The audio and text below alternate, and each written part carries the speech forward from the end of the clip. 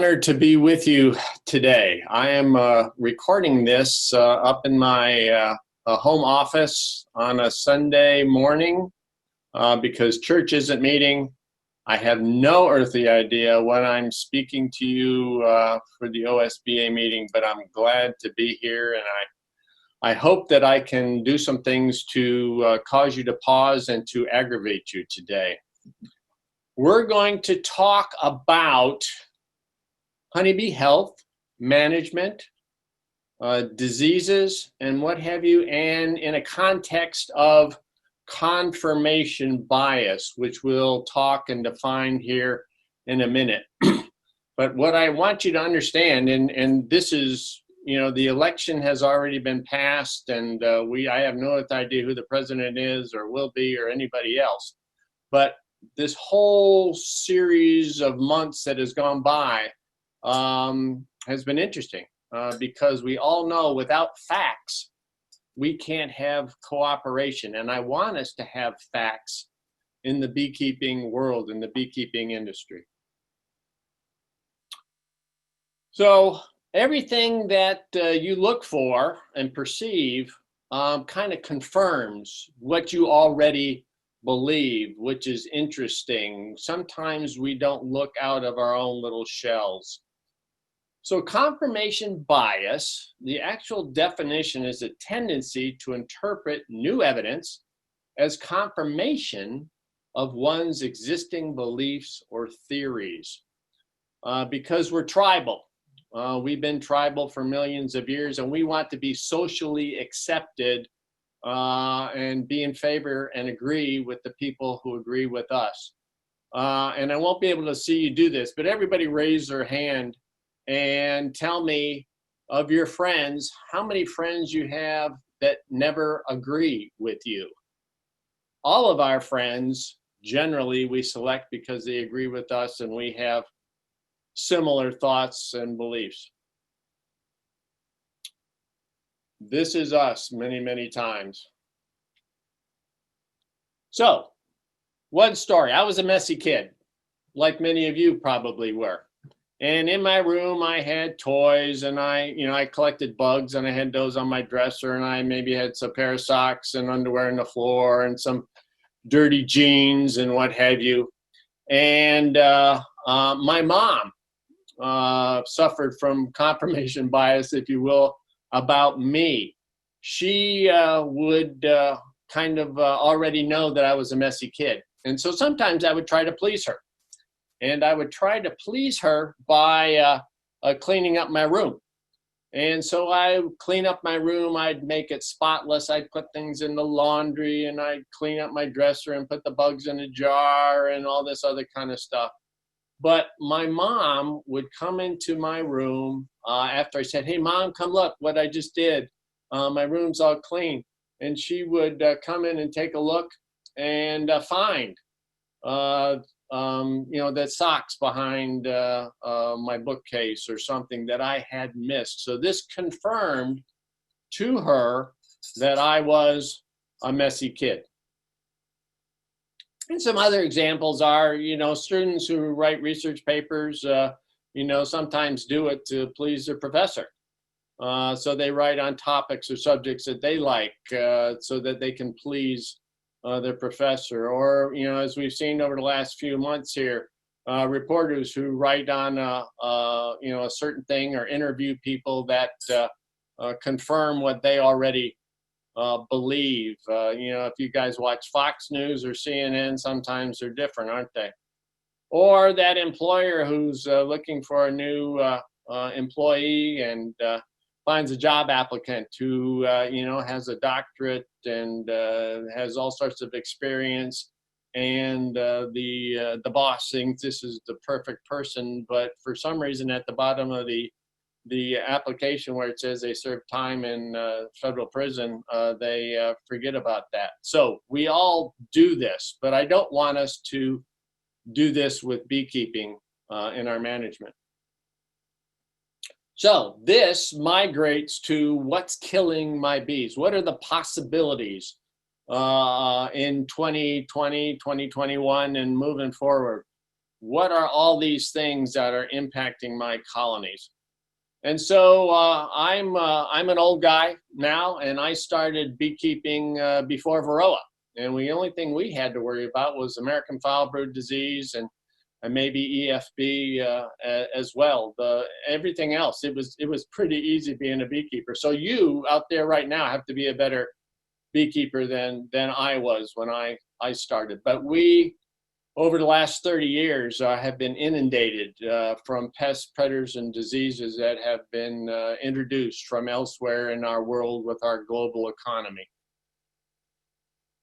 So I want to look at some BIP, Bee Informed Partnership survey data from a couple years ago, because it really doesn't make any difference, because it's been confirmed year after year. It's pretty much the same. But I want to show you from a data standpoint, from facts that have been reported to BIP about honeybee colony losses. And from this graph, you can see, over time here, we've been averaging, 35–40% loss reported to BIP over time, which isn't good. If you're a small business person, let's put it in that context, and you're losing 30, 40, 50, 60% of your business every year, that's not a good model, is it? You can't go to the bank, you can't go get an SBA loan if you're losing that kind of business. They're not going to do that to you. And so most of us are small beekeepers. Some of you out there are sideline beekeepers or commercial beekeepers, but you can't do that. We want to be successful and have healthy honeybee colonies. So as we approach winter here, all the leaves are falling off the tree. We can see here that the average winter loss reported by beekeepers by size, backyard beekeeper, a few colonies, sideline beekeepers, commercial colonies. You can see backyard beekeepers are reporting a little bit over 45% loss. Commercial beekeepers, a lot lower, 25% loss. That's a business, so they must be managing differently than we backyard beekeepers are.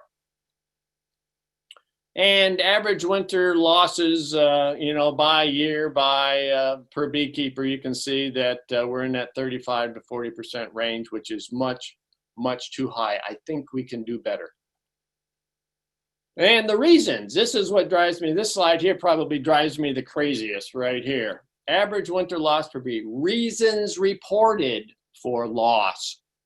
The first one, the reason reported for loss, the first one, I don't know. 67% of people said, I don't know.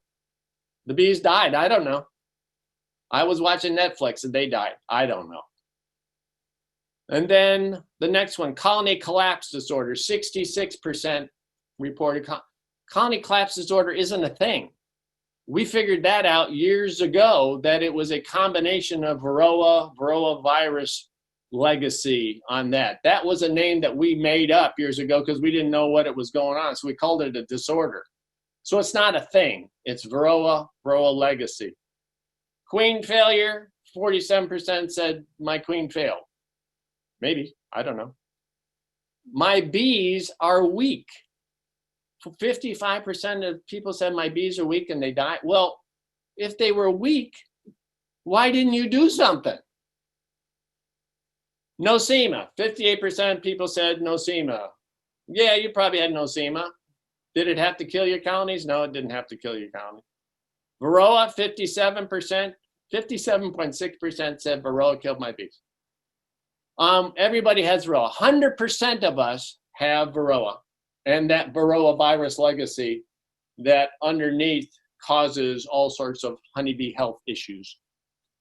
Pesticides, 64.8% said pesticides. Pesticides from, I don't know, maybe you're close to agriculture. Maybe the Chemlon guy visited your neighbors. Or there's data out there that shows that approximately 40-some% of all pesticides found in a beehive are the ones you and I put in a beehive to treat pest predators and diseases. Small hive beetle, 55% said small hive beetles kill my colony. No, they didn't. Small hive beetles is a secondary predator. They're looking for an opportunity to access resources from a honeybee colony that's gotten so weak that they can't police, they can't protect themselves, they can't protect their larvae in the pupa. So small hive beetles didn't kill your colony, something else did. Starvation, I love it. My bees died of starvation. You didn't feed your bees? How about little Johnny? How about if you have a son, little Johnny? Well, little Johnny, we didn't feed him, and he passed away. I don't know why, you know, we didn't feed him. Come on, folks, give me a break. Poor wintering. From what? From all those things above? It wintered poorly because I don't know, colony collapse, they starve. So these are the crazy things that we can fix because we're smarter than this. This is lost by beekeepers' size. Again, as you can see, backyard beekeepers lost more than backyard and commercial beekeepers. Colony management products. There are certain products that are labeled for use in a beehive, for Varroa, for Nosema, for wax moths, for what have you. But you can see that the people who had an average winter loss, only a small percentage used certain products. Others didn't use any of the products. They didn't do anything. They just let the bees die. Here's one here that used any management product, not selected, used anything. 51.6% said, well, I didn't use anything, and they died. How about that? Varroa monitoring techniques. Remember, there's 3 words I want you to remember. Varroa, Varroa, Varroa. And the only way you can know about Varroa is how you monitor for them. The best way is the alcohol wash. Those boards you put on the bottom of the hive and you count the mite, that means nothing because you don't know how many mites you have per X number of bees related to that colony. That's worthless. So here, who here used monitoring techniques to know the amount of Varroa you had, when you should treat, and then to monitor afterwards to see if your treatment worked? 43% said, I didn't use any techniques. I just, I don't know. And then this one here, Varroa products. How many Varroa products did you use? Because you have different degrees. If you look at the Honeybee Health Coalition Guide to Varroa Management, it lists and gives descriptions of all the Varroa control products, when they could be used, when they should be used, how you might mix these up in some type of systematic approach, what have you. But here, look at this. 52.3% of people said, I didn't use any Varroa control products and my bees died. And then you can see some used 1, some used 2. The ones that mixed it up had a little bit better after they monitored and treated. And those who did not use products, there again lost the most bees. Those who used a Varroa treatment, 52% didn't use a Varroa treatment, so of course their bees died. Those that are near ag crops, kind of balanced here. We all point our fingers at agriculture in a variety of ways, as the farmer has to protect his or her crop from pest predators and diseases as well. And so, here it's about a toss-up between those that were close to crops and those that weren't. So this is what we know from the BIP survey. A little over 45% of hobbyists lost bees. 67% said, I don't know why they died. They just died. I'll buy some more packages next spring because it wasn't my fault. They just died. 55.8% were not near agriculture production. 52% said, I know I have Varroa, but I didn't treat for them because, you know, I want to be natural and organic and I don't want to do that. So I'll just let my bees die. Ooh, here's a Jerry story. I was, before this whole COVID thing, I'm traveling and speaking and what have you. I was in an airport, I think it was in Houston, and the flight was canceled, not canceled, it was delayed. And we were all standing around waiting for more information about when the plane would arrive. And a lady standing next to me just started chatting, hi, how are you? You know, we're just killing time here. So, you know, I replied, I said, oh, you know, where are you going? She said, oh, I'm with PETA, People for the Ethical Treatment of Animals. And I was going to a meeting someplace and, you know, and hope to get there on time. And she said, what do you do? And at the time I worked for Monsanto, and I thought, oh my gosh, I'm not going to tell her I work for Monsanto. But I said, well, I'm going through a meeting. I'm a beekeeper, and I'm going to a beekeepers meeting. And like everybody, she said, oh, bees, honeybees are dying. And, you know, we started talking about honeybees, and I had her do the make a fist and put it someplace on your body. This is a Varroa mite, and this is a honeybee's body, and it feeds on the fat bodies of bees and vectors, viruses, and what have you. And so that's our biggest problem now. And I said our biggest problem, I think, is beekeepers who refuse to treat for Varroa. And I said there's products out there, but many people want to be natural and organic and don't want to treat. And this was a lady from PETA. She said, you have a parasite, like a flea or a tick on a dog. You have a parasite on honeybees. There are control products out there. And if you don't use them, the honeybee colony dies. And I said, yeah, if you don't treat for Varroa, that colony's dead in probably 18, 24 months. And she said, I can't believe that. If there's a parasite and there's controls and people don't use it, that is horrific.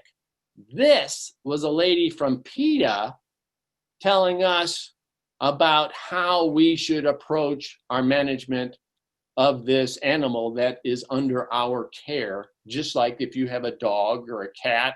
You don't cover with fleas or ticks or what have you. So this stuck in my mind for sure. 52% said they use no products. Yeah, that's what happens. 43% said I didn't sample for Varroa, but you know, my bees died anyway, so it's one of those things. So, and then 39% had bees for less than 5 years, which equals to about a 45.2% loss, because of these crazy things that we've just talked about. This is a pie chart from several years ago from USDA, talking about samples that were taken from a beehive of wax and pupa and what have you. And they were looking for, because honeybees, of course, you know, forage in a 2.5 mile radius of their colony. And they are environmental samplers. They can get exposed to a lot of things and bring in a lot of things as well, a lot of toxins out there. And here's a figure for you, just for fun, you know, bees visit plants. Plants produce toxins to protect themselves from bad bugs and what have you. So bees are exposed to that. The most toxin that bees are exposed to come from flowers and plants out there. But we introduce some things into a colony because we have to introduce things into a colony to keep our bees healthy.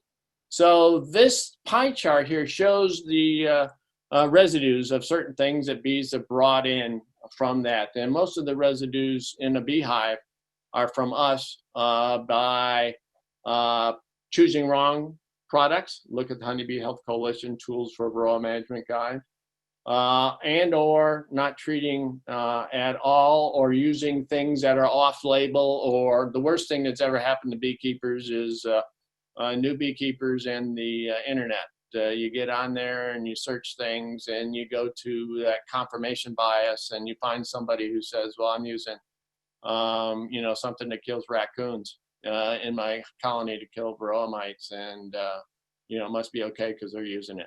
There's universities out there, there's USDA, there's Honeybee Health Coalition, there's access to accurate information. So, which pesticides could we be talking about that might not work so good and might have collateral damage to honeybees? Checkmite, an organophosphate that was approved during the Clinton administration. I can't believe that actually happened. Kills Varroa tremendously well, but if you look at that kind of yellow gold bar, significant bee mortality. If you use half a dose of Checkmite, you still get semi-good Varroa control and less bee death. Apistan kills Varroa mites really well. Little honeybee death, but remember that Apistan is fluvalinate, and so we have resistance issues out there, so you can't use it consistently. You have to mix it up. Apevar, Amitraz, good Varroa control, less bee kill. Apiguard, which is a thymol gel, not bad because it has really, really less collateral damage to honeybees than anything else. HopGuard, I hope there's nobody out there from HopGuard listening. You can look at the bars, I'm not going to say anything. And then controls, you know, when you have controls, there's not very much Varroa mortality, and of course, not very much bee mortality until they die. Chemical residues and wax, you know, there's all sorts of things. And then, of course, there is the breakdown products from those. Years ago, when I was the chief of the apiary section for Florida, we had a research colony apiary. Wasn't out of the city, but it was kind of remote, but close to, you know, a mile or so from suburbia, what have you. Early on in CCD, I was asked to provide samples of bees and wax and what have you from our research colonies to just see what might be in them, because I had gotten brand new equipment, brand new wax. We were looking for Varroa controls, but we were checking for Varroa and harvesting Varroa, if you will, using powdered sugar. So there was nothing put in the hive that would be considered toxic or have collateral toxicity to honeybees. So I sent in the samples, and a couple of weeks later, you know, I was feeling pretty good. A couple of weeks later, the results came back. They found 85 different pesticides and fungicides in the samples that I had sent them, from the bees out collecting things and bringing them back to the hive. 3 of which weren't even registered in the United States. So this is where you have to be on your game, beekeepers, by being beekeeper managers, so that you control pest, predators, and diseases, because all these other things are negative stressor influences, and you want to eliminate Varroa and other diseases to take away that stressors, and then of course food resources and what have you. So you, I'm pointing my finger at you, I'm pointing my finger at me, have to be on our game to go out and actually open up a beehive and look at it. Beekeeping is a visual sport, and you have to be able to go in there and visually see what's going on. Ah, my friend, the parasitic Varroa mite. Make a fist, put it on your body. I already did that, didn't I?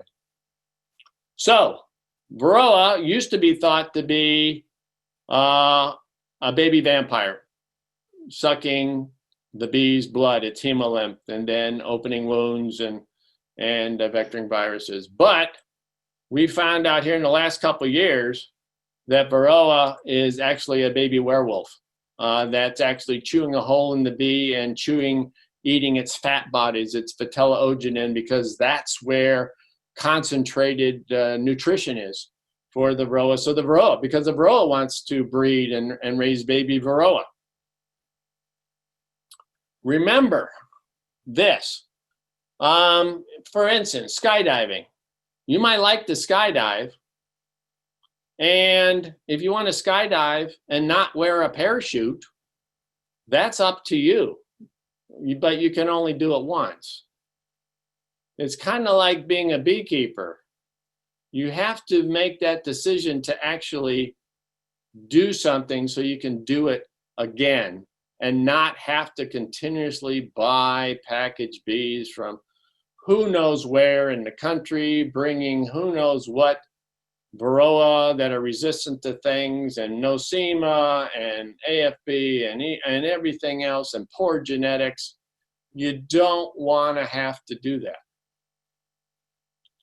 And so what we've learned here is that it's not GMO agricultural crops. And I hope everybody knows this is a joke slide, right? I mean, they don't grow corn like that. We haven't advanced to that yet. But this is some people's perception of commercial agriculture now, that is somehow this kind of weird. But it's not this, because those GMO traits are not toxic to honeybees.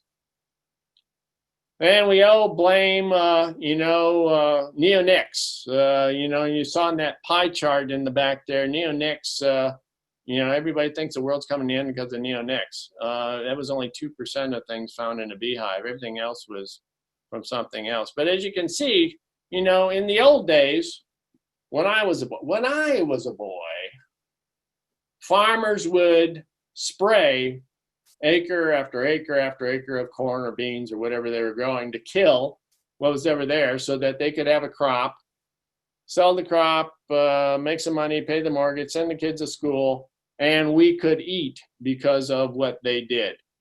And then that kind of progressed to in-furrow treatments, where they planted the seeds and then they put that insecticide or fungicide in the furrow. And now that has migrated to seed treatments, which are much, much more targeted and specific. Is it perfect? No, it's not perfect. Nothing we do is perfect. Beekeepers, nothing we do is perfect. Nobody. But we're getting better, because an acre of land is about 43,000 square feet of contact with the soil. And going from that, where a farmer was spraying 43,000 square feet, down to seed treatments in an acre of land, say for corn, which is only 24 square feet, that's 24 square feet is better than 43,000. So that's getting better. And we're missing this a lot. Nobody's putting in pollinator friendly forage in their yards. We just bought a home about a year ago, and there was 3 acres to it that was just grass. Grass is an environmental desert. It doesn't do anything. And so we planted that 3 acres in a variety of clovers and other things to provide something not only for our bees, but for the other pollinators in the area as well. So we need to think about more about this, because this is nothing. There's approximately 50 million acres of suburban lawns in the United States. 50 million acres. Taking 18 million pounds of chemicals and 10,000 gallons of water each above and beyond rainfall to keep them looking like the 18th hole at Augusta. That's a big waste of everything. And maybe if you live in a gated community and what have you, you have to do some of that. But there are those areas in the backyard that you could plant some things, or up and down the driveway, or next to the house, or something where you can actually add something beneficial to the environment. And we have approximately 48 million acres of asphalt in the United States. How many times have you seen asphalt converted back to a field, a cropland? You don't. Once it's asphalt, it's it. Asphalt is the last crop. And asphalt is put in, and you can see where cities have grown, because agriculture used to be around cities. It was flat land, it was cleared. And as farming becomes harder and harder, and families don't want to progress with with farmland in the family, they sell it off, and that's where the suburban goes in, and that's where the parking lot and the Walmart goes in, and everything else. And it's one thing after another. And these guys, I've already raised a hand for them, the Honeybee Health Coalition, great organization, doing great things. It's a diverse organization of big ag and, you know, USDA and beekeepers and beekeeping associations and NGOs. And they really have done a super job on helping us beekeepers become more connected to reality. Lots of resources. Here's that tools for Varroa management guy I spoke to, and there's also videos on there that show you how to do some of these things, so that this isn't, you don't have to go to somebody's blog or podcast who's only been a beekeeper for 2 years and has now become the world's expert on bees. Because this is, at the end of the day, why you are important. You might not be pollinating 5,000 acres of apples, but you're pollinating somebody's fruit trees or trees in the woods that are feeding squirrels and nuts and berries that are feeding turkeys and what have you. This is Whole Foods. A few years ago, they had a program supporting honeybees, and this is what Whole Foods produce section looks like. And think about it. When you walk into a grocery store or your big box, do you walk into that store and go right into the aisle with the toilet paper and the cleaning supplies? No, you walk into the produce section, because that's where visually there's colors, there's nutrition, there's smells, it's inviting, because this is where we get so much nutrition. So this is Whole Foods produce section. This is Whole Foods produce section without honeybees. Significant. We lose a significant part of our food supply if you and all the other beekeepers in the United States and the world don't manage your colonies appropriately with the data that's available to them. So I'll leave you with this. Everyone is entitled to their own opinions, but they are not entitled to their own facts. Daniel Patrick Moynihan. So thank you very much for your time. I hope I made your blood pressure go up appropriately, and I hope I made you think about what you need to think about over this coming winter, so that we all can be better beekeepers next year. Thank you very much. All right, everybody. We have a Q&A session. I'm going to unmute Mr. Jerry Hayes. And if anybody has any questions, you're more than willing to type it into the group chat. We'll take those questions. And Mr. Hayes, you should be unmuted at this point.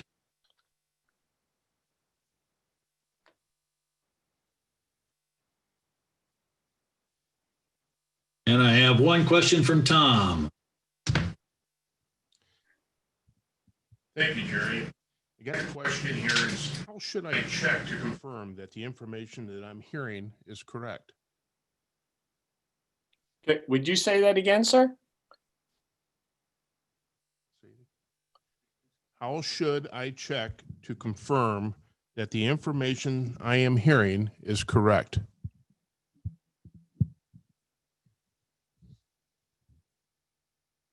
Well, waiting for Jerry. I think he knocked himself off. We're going to wait here a second. 10 frame from Pam. I have a 10 frame bee box that are too heavy and I want to change to small hive boxes. How do I do that? Peggy, would you like to answer that? Peggy's going to answer that question for you. The question was about changing from 10 frame to smaller equipment. Come spring, is go ahead and put on, by smaller equipment, are you talking to move to medium boxes? And if you're going to do that, then go ahead. Okay, so go ahead and add your medium boxes on top of your 10 frame. let them grow up into that. And then once they're into the first medium, put a queen excluder between the deep and the medium, and then add another medium above that. And then you'll get them all transitioned up into the smaller boxes. And that you can also do the same thing if you're wanting to move to 8 frame. Just go ahead and push them down. Select just the bees in the 10 frame that have bees on the frames, move them to the 8 frame equipment, and then follow the same procedure that I just said to move them to smaller equipment. Okay, does that answer your question? If it was a mature technology, it would be perfect, wouldn't it? That's right, Jerry. All right, we got that. I'll get that question back queued back up for you. Yeah, no, I think the question was, how the heck do I know, Jerry, that you're telling me the truth? Yeah, no, obviously you can Google up all that information. I can actually send you the PowerPoint, and you can go through slide by slide and you know, definitely find the information and validate it. So that's not a big deal. And I'm sorry you don't trust me. So I appreciate it. All right. I have a question. In Ohio, Varroa mites are considered to be the serious pests. Yes, they do need to be controlled. And Peggy answered the question about switching over into 8 frame medium gear. Yeah, I don't know that it makes any difference how many frames you have. Obviously, you know, honeybees are always preparing for winter. So the goal for us here in Ohio is to have healthy colonies that can prepare for winter by being healthy individually and as a colony and storing enough food to get in it. I think the most important thing for Varroa control is that we sample regularly for Varroa. You know, and the Honeybee Health Coalition has that information and a video of how to sample. And the best sampling method is to use the alcohol wash method with a container that is either available in retail or you can make yourself. But the metric right now is if you have more than 3 Varroa mites per 100 bees, that colony is dead. It just doesn't know it right now. And so sampling. And so what you need to do is, of course, sample. Winter bees are different than summer bees. Winter bees have more fat bodies so that they can make it through a long winter when there's not flowers blooming and what have you. So that production of this different bee begins in about August, early September. And so that's where you want to be sure that those bees don't have more than 3 Varroa mites per 100 so that those winter bees are healthy. If the winter bees aren't healthy, let's say they're healthy enough. It's kind of like you or I, they're healthy enough, but they might die because these winter bees live longer, more than 6 weeks, several months. What if these winter bees die, you know, 3 or 4 days earlier? Then that starts a cascade of issues within a colony. And that's where we see honeybee colonies sometimes dying, even though they have enough food in, you know, that March, April window. And so sample, treat, and then sample again to see if your treatment actually worked, I think is the best metric. And that's available in the Honeybee Health Coalition Tools for Varroa Management Guide that you can Google up easily. Thank you, Jerry. I got one other question for you. We have another question here from Pam. So I have Formic Pro patties on my hives. It says 14 days on and you do it once a month. Does the date start from the time you put them on? I put them on October 11th. So on November 11th, I should put on more patties question mark. Or is it a month from the 2 weeks after October 11th? Well, first, you've done it too late. Certainly, it's probably okay to kill Varroa mites, but that way. Correct. yeah. So you know, so that is probably too late to have healthy winter bees, there again, assuming you sampled, let's say you sampled and you had 10 Varroa mites per 100 bees in, late July, early August.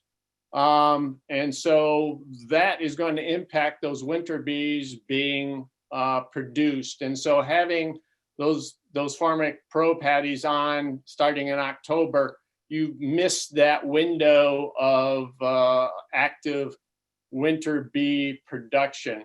And so, and the label is correct. You want to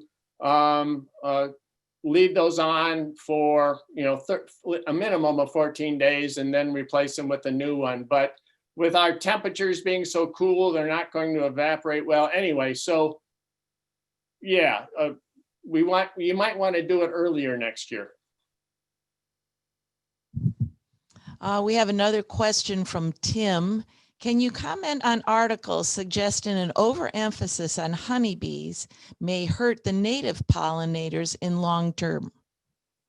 Yeah, and that's been a big discussion here amongst a variety of groups. Xerxes has filed a petition with the Forest Service to limit or ban honeybees, managed honeybees from Forest Service lands because of that issue, that honeybees being generalists are going to negatively impact native bees or native pollinators. I think the actual data is out right now because the native bees, generally solitary bees, are only active for maybe 3 or 4 weeks a year. They're not a perennial colony like our honeybee colony. They will emerge, forage. Each individual is their own queen, raise bees, and then go into what they call diapause, which is kind of like hibernation for the rest of the year. So there probably is some impact if there's limited resources, but there again, remember, honeybees are foraging in a 2.5 mile radius. And if you look at the millions and millions and millions of acres of federal land, I think the impact is probably minimal. And our next question is from Lori. How often do you sample? In a perfect world, and we all have families and work, and you got to take care of the garden and look at the bees and all this other kind of stuff. In a perfect world, you probably would want to sample maybe every once a month, every 6 weeks in a notebook and make a record. Because if you do that and you do it kind of in the same order the next year, you're going to come up with kind of an idea of when your peak is for Varroa and when it goes down and what have you. I would say, when people say, gee whiz, I sampled in May and I had hardly any Varroa mites, that's because all the Varroa that were phoretic or in the dispersal stage where they were out in the open are now in brood reproducing. One Varroa mite is going to produce a couple female Varroa mites and what have you. So you're not going to get a whole lot in that early spring because they're all in the brood reproducing. 2/3 of all the Varroa mites are always in the brood. So you have to let that emerge. So sometimes during summer, June, July, August, what have you, I think is probably the best time, because then that gives you an actual idea of Varroa that's reproduced, they've emerged, and how many are there and what are they doing to negatively impact your colony. And then we have a follow-up question from Kathleen. Can Apevar be used at this time as a secondary treatment? Well, if you're saying this time, this month, no, as I said earlier, it's too late. And I think that's a great question, because I think if you look at the Tools for Varroa Management Guide, and it gives you each Varroa registered, labeled Varroa control product and how they can be used. I always start out with something probably less aggressive, maybe Apevar, thymol gel, sample, treat, and then I sample again to see how it worked. And if it worked well and I'm 3 or below, with thymol, I might treat again with the Apevar, or I might go to, Apevar or something in that, late summer, early fall thing. You don't want to use one thing all the time, primarily because we've noticed this already with Coumaphos and fluvalinate and what have you. Mites, whether it's mites on an apple tree or mites in a beehive, the best thing they do is develop resistance to things. And so you want to mix it up a little bit.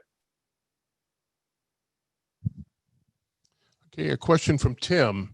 Maybe a different way to ask this question is, how can we focus on both honeybees and also help native pollinators? Yeah, and maybe I didn't do it well enough. Is that we want to provide forage, pollinator-friendly plants, and like I mentioned, we took some 3 acres of lawn that was being mowed 3 to 4 times a week from the previous owner of our home to something that didn't require that kind of attention, and produced nectar and pollen to help not only the honeybee colonies that we have, but the solitary bees and bumblebees and what have you. So I think it's really a question of how much land of your yard can you transition to pollinator friendly forage. Another Jerry story real quick. I was at a meeting and mentioned this, and I had a young couple come up to me afterwards and said, that was great. They obviously had more money than I do. They said, I just called my landscaper and told them to dig up our yard and plant pollinator friendly plants. That's wonderful. Somebody actually listened to me, but you don't actually have to do that. But whatever you can do to plant pollinator friendly forage is good. And you all don't have to be beekeepers. Beekeeping is hard. If it was easy, everybody'd be doing it, but you can do things to help pollinators in your area. And we have a follow-up clarification for Pam. For Formic Pro, do you put it on once a month, or does the month start 14 days after you put it on? Starts when you put it on. Okay, now we have a question from Ron. So what is the optimal timing or phenological indicator for Varroa? There again, Varroa, because 2/3 of them are reproducing / hiding behind capped brood cells. This is where the metric is for those exposed phoretic or dispersal mites, that the goal is 3 mites per 100 bees or less. And so that is your goal before probably the middle of August, when the majority of these winter bees are being produced so that they're healthy going into winter. Okay, then we have another one. How can it be too late when it's killing mites? Because mites are vectoring. So you have this parasite. It's on a honeybee. It gets in between the abdominal segments of the bee, chews a hole in there, and starts eating the fat bodies of the bees. And while it's doing that, it's kind of like mosquitoes. You're bitten by a mosquito, and that mosquito spits into you to stop your immune system from closing off that feeding site. And when it spits into you, that's when you get malaria and Ebola and all these other kind of stuff. Varroa mites do the same thing. When they chew a hole and what have you, their saliva contains material to stop the honeybee's shallow immune system, it's not anything robust, from closing off that site. And as a result, it introduces or vectors viruses and what have you. And then because of that immunosuppression, any viruses that you might have or the bee might have in her body might have an opportunity to start reproducing. It's kind of like you or I. I can take a tissue sample of you and send it to the CDC in Atlanta and they can probably identify all sorts of scary things in you. You may have COVID in you. You may have Ebola in you. You may have all sorts of stuff in you, but your immune system is keeping that in check. And so the thing for honeybees is you want them to not be stressed anymore from these introduced organisms that cause issues with their health as early as possible. Yes, you can put Varroa stuff in there right now. Yeah, kill the Varroa mite. That's terrific, but it's not doing anything to help you have healthy winter bees. A question from Tom. Will small cell worker bees emerge in 19 days? Well, it's kind of, yeah, and this whole small cell thing raised its head, golly, 20 years ago with Africanized bees, who are a little bit smaller than our European bees. It's kind of like dogs. Gestation period for Chihuahua and a Saint Bernard are pretty much the same. Yeah, no, it really doesn't make a whole lot of difference. Africanized bees are, they say, oh, gee whiz, Africanized bees are resistant to Varroa and what have you.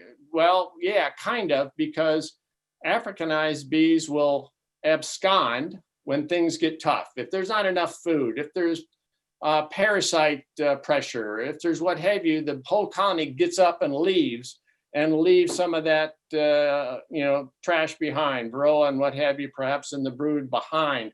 That's how they survive. It's not so much reproductive time as it is this absconding behavior as they're swarming or leaving all the time. It's kind of like continuously making nukes out of your colony to disrupt that brood pattern.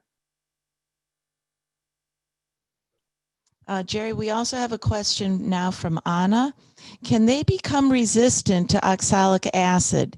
And how does oxalic acid factor in the wider array of chemicals available? Well, oxalic acid, the data show, and oxalic acid's been used in Northern Europe for a very long time. Data show that it works well if you use it one time in that January, February period when there is no brood and all the Varroa mites are exposed, but your bees are also healthy going in there, because it will kill Varroa mites well. One treatment. We have a problem here in the beekeeping industry with multiple treatments. We have these vaporizers, and I've heard beekeepers tell me, oh, gee whiz, yeah, I'm treating 5, 6, 7 times a year.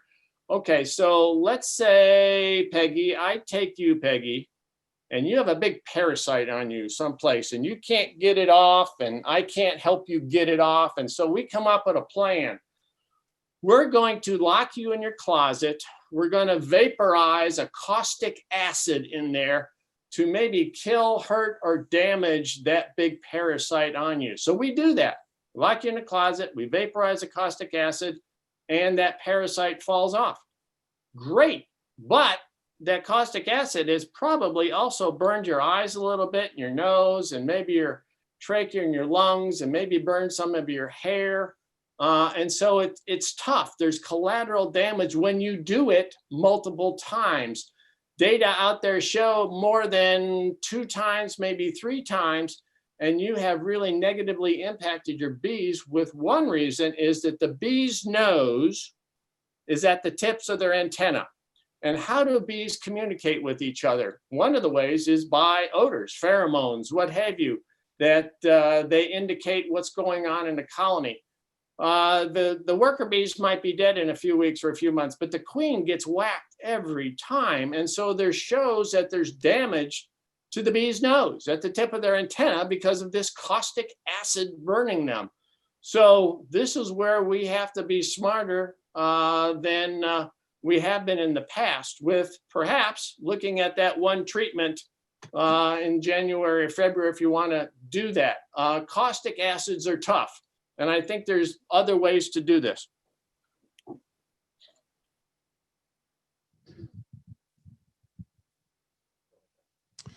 And Jerry, I got another question here, a bit off topic, but will any of the experts be speaking about the murder hornet which has been in the news recently. Do you have any insight on that?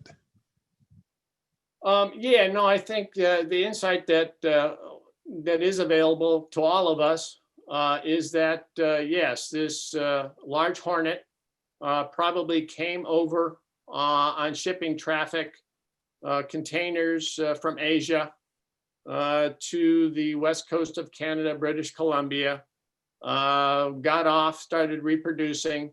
They have caught a couple queens in Washington as the hornet has moved across the border. I think USDA-ARS has come up with an attractant with a trap that has helped them identify where the hornets are. And so I think everybody is doing pretty well and pretty ahead of their game for this. Certainly we have, yellow jackets and hornets here that as winter comes, they might pick off a honeybee or so here. So we have that, but this murder hornet's about, it's pretty big. It's about 2 inches long and it's a big deal, but I'm thinking that provincial and state and federal agencies are on their game on this one. Okay, and this will be our last question then for today. This one is from Tim. I hear mixed responses with the following for oxalic acid treatments. Which is more effective, the drip method or the vaporizing method? The data from Northern Europe showed that the drip method was impactful against Varroa. We like to vaporize things. I think that both of them are probably effective, but there again, it's when do you use it and how many times you use it to stop that collateral damage to your bees as you are attempting to control Varroa mites.